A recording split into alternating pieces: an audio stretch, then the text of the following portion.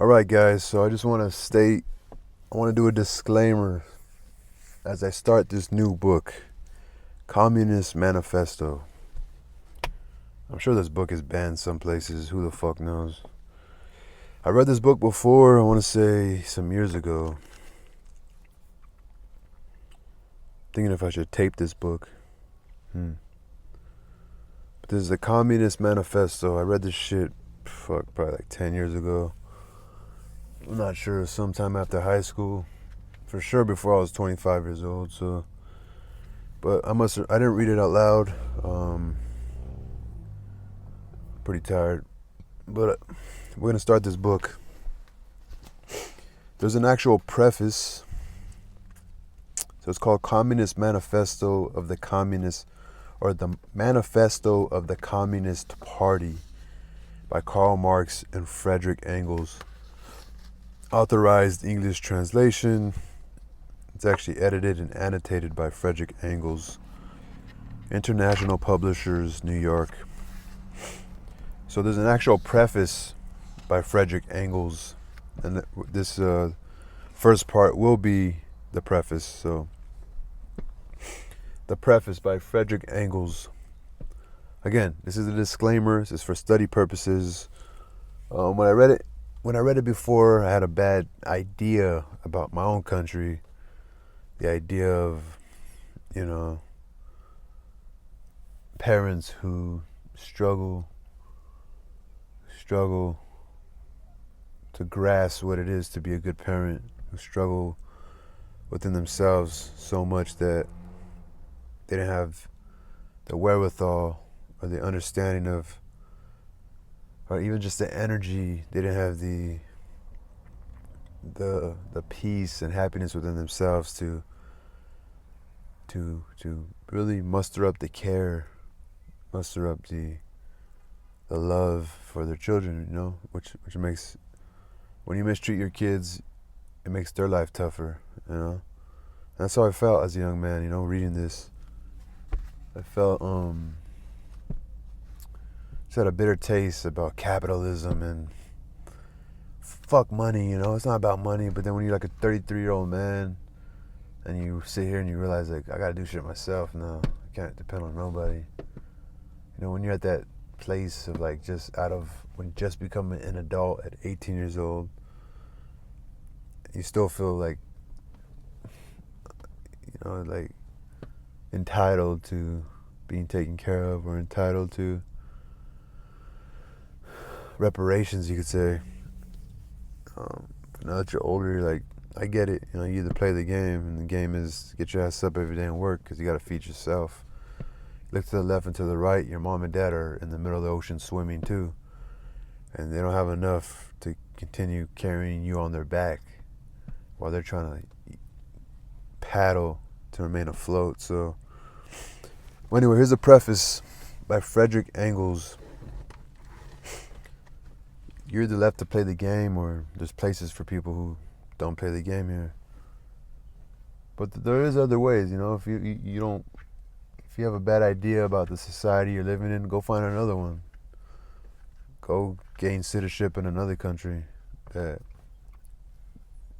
things seem easier, where it's not about materialism or capitalism. So here we go, the preface by Frederick Engels. The Manifesto was published as the platform of the Communist League, a working men's association, first exclusively German, later on international, and under the political conditions of the continent before 1848, unavoidably a secret society.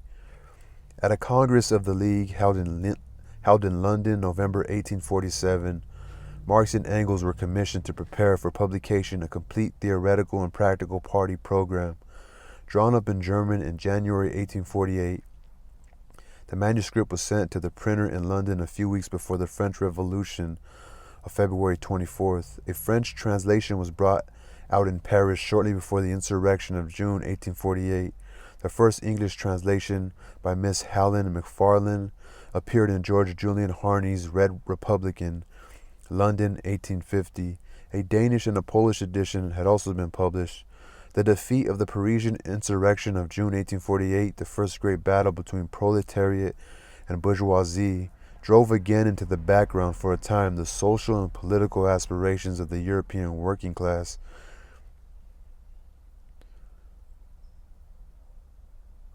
So the proletariat are the working class. Thenceforth, the struggle for supremacy was again, as it had been before the Revolution of February, solely between different sections of the propertied class. The working class was reduced to a fight for political elbow room and to the position of extreme wing of the middle-class radicals. Wherever independent proletarian movements continued to show signs of life, they were ruthlessly hunted down. Thus the Prussian police hunted out the Central Board of the Communist League, then located in Cologne. The members were arrested, and after 18 months' imprisonment, they were tried in October 1852. This celebrated Cologne Communist trial lasted from October 4th till November 12th. 7 of the prisoners were sentenced to terms of imprisonment in a fortress, varying from 3 to 6 years. Immediately after the sentence, the League was formally dissolved by the remaining members. As to the Manifesto, it seemed thenceforth to be doomed to oblivion. When the European working class had recovered sufficient strength for another attack on the ruling classes, the International Workingmen's Association sprang up. But this association, formed with the express aim of welding into one body the whole militant proletariat of Europe and America, could not at once proclaim the principles laid down in the Manifesto. The International was bound to have a program broad enough to be acceptable to the English trade unions, to the followers of Proudhon in France, Belgium, Italy, and unions in Spain, and to the Lassalleans in Germany. Marx, who drew up this program to the satisfaction of all parties, entirely trusted to the intellectual development of the working class, which was sure to result from combined action and mutual discussion. The very events and vicissitudes of the struggle against capital, the defeats even more than the victories, could not help bringing home to men's minds the insufficiency of their various favorite nostrums and preparing the way for a more complete insight into the true conditions of working class emancipation. And Marx was right. The International, in its breaking up in 1874, left the workers quite different men from what it had found them in 1864. Proudhonism in France, Lassalleanism in Germany were dying out, and even the conservative English trade unions, though most of them had long since severed their connection with the International, were gradually advancing towards that point at which, last year at Swansea, the President could say in their name, "Continental socialism has lost its terror for us." Continental socialism has lost its terrors for us. In fact, the principles of the Manifesto had made considerable headway among the workingmen of all countries. The Manifesto itself thus came to the front again. Since 1850, the German text had been reprinted several times in Switzerland, England, and America. In 1872, it was translated into English in New York, where the translation was published in Woodhull and Claflin's Weekly. From this English version, a French one was made in Les Socialistes of New York. Since then, at least 2 more English translations, more or less mutilated, have been brought out in America, and one of them has been reprinted in England. The first Russian translation, made by Bakunin, was published at Herzen's colloquial office in Geneva about 1863. A second one, by the heroic Vera Yasulich, also in Geneva in 1882. A new Danish edition is to be found in Social Demokratisk Bibliothek, Copenhagen, 1885. A fresh French translation in Les Socialistes, Paris, 1886. From this latter, a Spanish version was prepared and published in Madrid in 1886. Not counting the German reprints, there had been at least 12 editions. An Armenian translation, which was to be published in Constantinople some months ago, did not see the light, I am told, because the publisher was afraid of bringing out a book with the name of Marx in it, while the translator declined to call it his own production. Of further translations into other languages I have heard but have not seen. Thus the history of the Manifesto reflects to a great extent the history of the modern working class movement. At present, it is undoubtedly the most widespread, the most international production of all socialist literature, the common platform acknowledged by millions of working men from Siberia to California. Yet, when it was written, we could not have called it a socialist manifesto. By socialists in 1847 were understood, on the one hand, the adherents of the various utopian systems, Owenites in England, Fourierists in France, both of them already reduced to the position of mere sects and gradually dying out. On the other hand, the most multifarious social quacks who by all manners of tinkering profess to redress, without any danger to capital and profit, all sorts of social grievances, in both cases men outside the working class movement and looking rather to the educated classes for support. Whatever portion of the working class had become convinced of the insufficiency of mere political revolutions and had proclaimed the necessity of a total social change called itself communist. It was a crude, rough-hewn, or rough-honed, purely instinctive sort of communism. Still, it touched the cardinal point and was powerful enough amongst the working class to produce the utopian communism of Quebec in France and of Weitling in Germany. Thus, in 1847, socialism was a middle-class movement, communism a working-class movement. Socialism was, on the continent at least, respectable. Communism was the very opposite, and as our notion from the very beginning was that the emancipation of the working class must be the act of the working class itself, there could be no doubt as to which of the two names we must take. Moreover, we have ever since been far from repudiating it. The Manifesto being our joint production, I consider myself bound to state that the fundamental proposition which forms its nucleus belongs to Marx. That proposition is that in every historical epoch, the prevailing mode of economic production and exchange and the social organization necessarily following from it form the basis upon which is built up and from which alone can be explained the political and intellectual history of that epoch. That consequently the whole history of mankind since the dissolution of primitive tribal society holding land in common ownership has been a history of class struggles, contests between exploiting and exploited, ruling and oppressed classes, that the history of these class struggles form a series of evolutions in which nowadays a stage has been reached where the exploited and oppressed class, the proletariat, cannot attain its emancipation from the sway of the exploiting and ruling class, the bourgeoisie, without at the same time and once and for all emancipating society at large from all exploitation, oppression, class distinctions, and class struggles. This proposition, which in my opinion is destined to do for history what Darwin's theory has done for biology, we, both of us, had been gradually approaching for some years before 1845. How far I had independently progressed towards it is best shown by my condition of the working class in England. But when I again met Marx at Brussels in spring 1845, he had it already worked out and put it before me in terms almost as clear as those in which I have stated here. From our joint preface to the German edition of 1872, I quote, "However much the state of things may have altered during the last 25 years, the general principles laid down in this manifesto are on the whole as correct today as ever. Here and there some detail might be improved.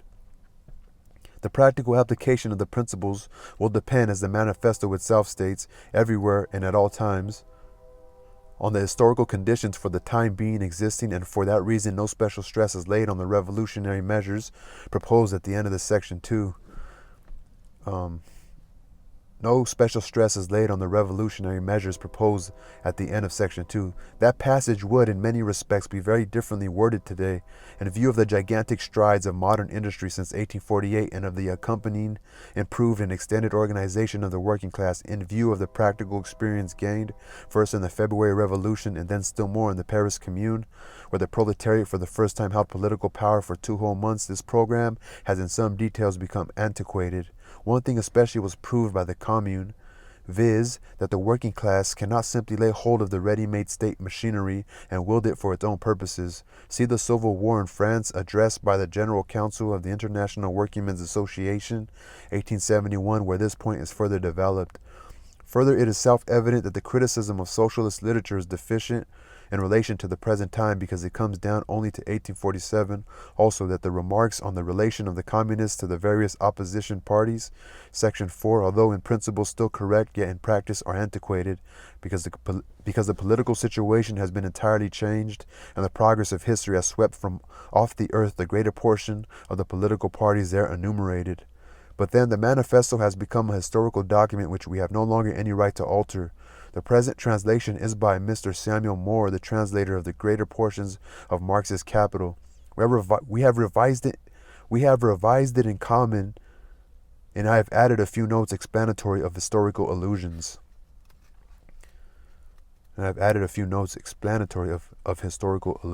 London, January 30th, 1888. And then right here, there's like this really short, so the preface is over. It's like this little small intro. Manifesto of the Communist Party by Karl Marx and Frederick Engels. A specter is haunting Europe, the specter of communism. All the powers of old Europe have entered into a holy alliance to exorcise this specter. Pope and Tsar, Metternich and Guizot, French radicals and German police spies. Where was the party in opposition that has not been decried as communistic by its opponents in power? Where the opposition that has not hurled back the branding reproach of communism against the more advanced opposition parties as well as against its reactionary adversaries? Two things result from this fact. 1. Communism is already acknowledged by all European powers to be itself a power. Number 2, it is high time that communists should openly, in the face of the whole world, publish their views, their aims, their tendencies, and meet this nursery tale of the specter of communism with the manifesto of the party itself. To this end, communists of various nationalities have assembled in London and sketched the following manifesto to be published in the English, French, German, Italian, Flemish, and Danish languages. So a specter is haunting Europe, the specter of communism. All the powers of old Europe have entered into a holy alliance to exorcise this specter. Pope and Tsar, Metternich and Guizot, French radicals and German police spies. Where is the party in opposition that has not been decried as communistic by its opponents in power?